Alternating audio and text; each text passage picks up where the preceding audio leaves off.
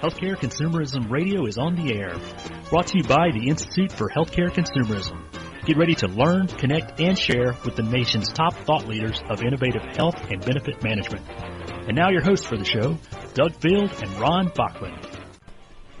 Hey, good morning. This is Doug Field, CEO of Institute for HealthCare Consumerism. I'm joined by with my co-host, Ron Bachman, Chairman of our Advisory Board. Good morning, Ron. Good morning. How you doing?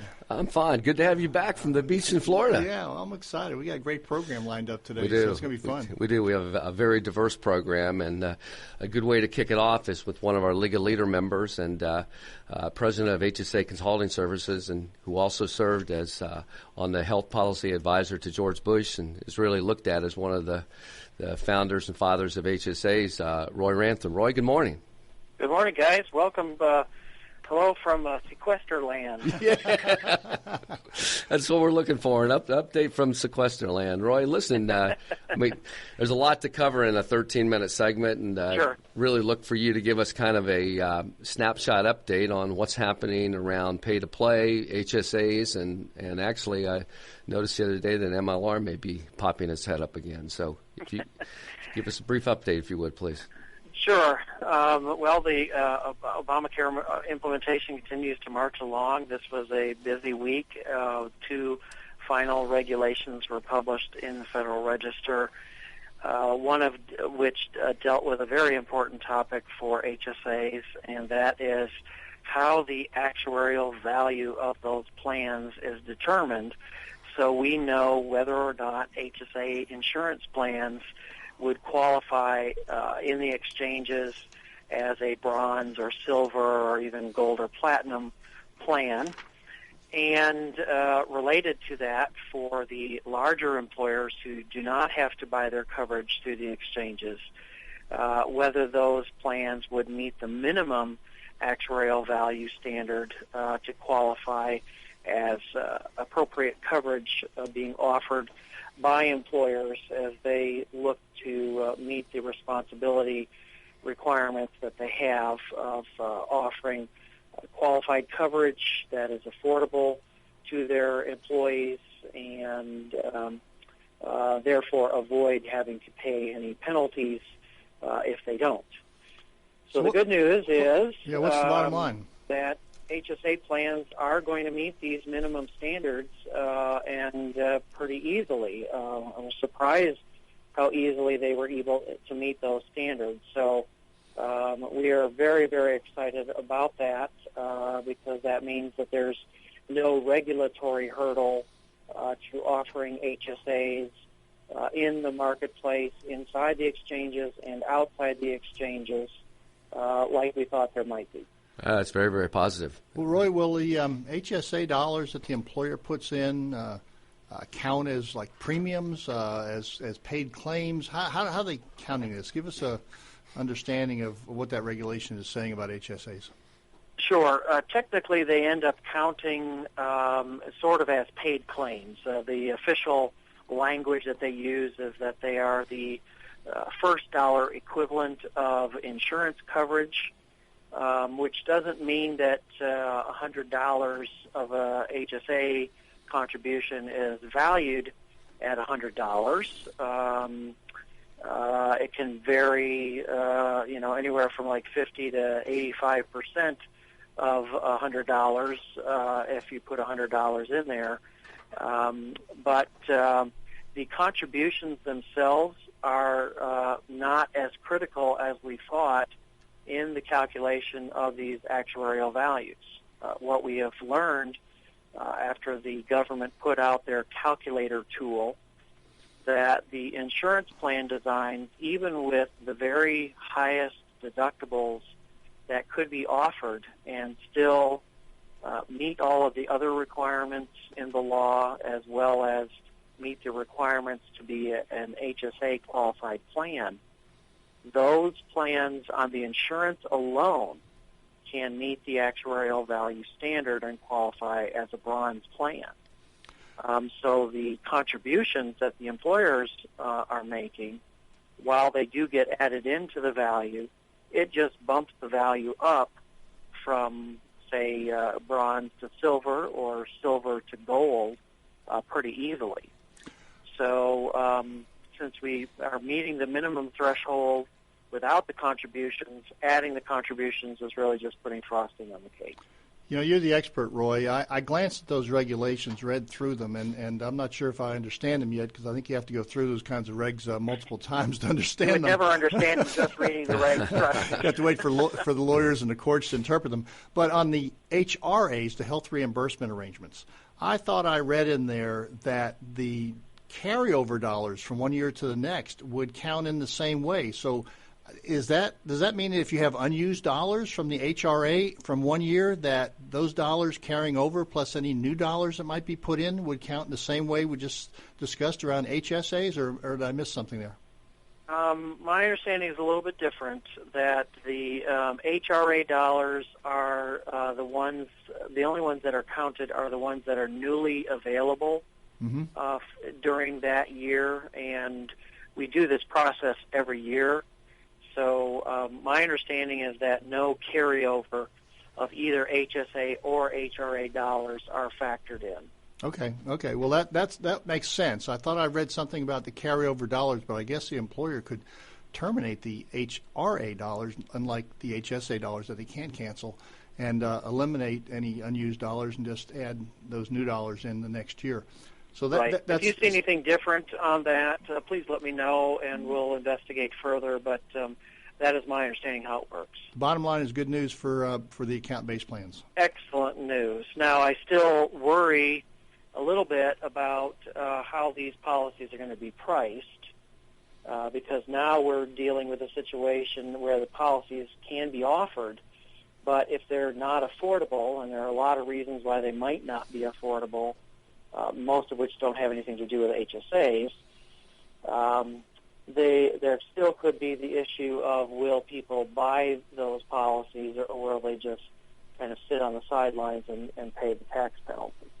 Well, you know, in that area about affordability, many of the people who have had trouble in the past buying policies that may be subject to a penalty for not being insured are the young folks, the under age 30. And while most people never focused on it, there is a special provision in the law for a catastrophic insurance policy for those under age 30. But there was uncertainty as about whether or not that catastrophic policy would be HSA eligible. Have you got any clarity on that, or do you have any opinions on whether the young folks might be able to buy an HSA eligible plan that's consistent with that catastrophic plan design? Right. We don't have any regulatory clarity on that. My assumption has been that the policies would not be HSA qualified, but we do need an official ruling from the IRS as to whether they could be or not. Very good. Roy, that is great news on HSAs. You've talked a lot recently online and in the marketplace about pay-to-play. I noticed yesterday some of your comments around the current Aon Hewitt survey. Give us kind of our audience a brief update on where you see pay-or-play across employers.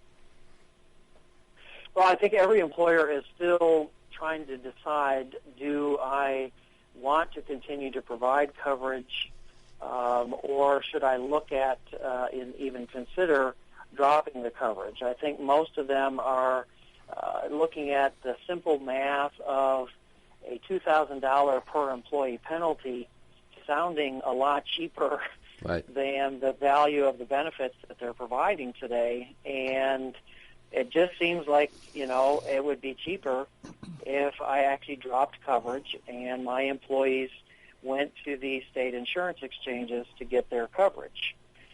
What employers are saying, though, is that we're not interested in doing that, at least not right away. They still believe that health benefits are very important to retaining and attracting qualified workers to their workforce, and the cost of having to bring in a whole new group of people just don't seem like the right thing to do. So I'm not anticipating employers moving in droves to dump their workers into these exchanges, especially since we don't really know how they're going to work, what they're going to look like, and what kinds of coverage options are going to be available and how affordable they are. Over time, though, I think each employer, will continue to evaluate this subject. So it's not just a one-time decision that they're going to be faced with. I think this is going to be an annual analysis that they're going to do. And I think they're also going to be watching their competitors. If my competitors start talking about dropping coverage and moving their employees to the exchanges, I'm probably going to look at this a lot closer. If in fact there are some market leaders, if you will, in various industries who make a particular decision to drop coverage and move their workers to the exchanges, I would think there would be a lot of followers looking to do something similar, because I don't think they want to be the last ones to do it if everyone else in their industry is moving to the exchanges. Well, Roy, what about dependent coverage? I keep hearing a lot about dependent coverage and whether or not employers might drop or significantly reduce any contribution they're making for dependent coverage and focus on their employees. Do you see any of that happening, and what's your thoughts about that gambit? Well, the regulations that came out in January seem to make it easier for employers to do that, because the standards by which they're going to be measured for their responsibility requirements really don't force them to cover all of the family members of the workers. So, especially the spouses, I guess. Say again? Especially the spouses. Especially the spouses. The children, they are pretty much going to be locked into covering up to age 26, under the other rules. But spouses are definitely one aspect that they are not going to necessarily have to cover in the future. So that raises some interesting questions about what companies might do to their benefits and who's covered under those benefits in the future. So you might see your spouses become more uninsured and have to go to the exchange, even though the employee is getting coverage through the employer plan. Yeah, and I worry about that, because to me that starts to break down the family unit as a covered entity under each of the employer plans. So, is that sort of the one step down the slippery slope of employers thinking, well, we don't need to continue to provide coverage because people can get their coverage in the exchange. Right. It's not the only consideration, but it might be the start of something more significant. Roy, listen, time flies when we're having fun. We're down to our last minute or so here. Would you mind giving our audience a final thought? Well, I look forward to strong growth in the HSA and HRA market. The studies continue to indicate that these types of plans bend the cost curve the right way by getting employees and individuals to take better care of their health and therefore lowering their health care costs. This is the best way to control the medical spending in this country, because it avoids somebody else having to ration that care. We just need to turn the ship around based on the evidence that we're seeing across the country of increasing incidence of diabetes and heart conditions and other issues, making our overall healthcare spending go up and up and up. So this is the most promising approach that's out there. We want to continue to encourage everybody to look at that. Thank you, Roy. Hey, Roy, thank you. We're gonna have to cut off right there. I know we can go on forever with the discussion, but thank you very much for your input. Absolutely, guys. Have a great weekend. Thank you, Roy. And our audience, stay tuned for the next segment. Are your employees suffering from benefit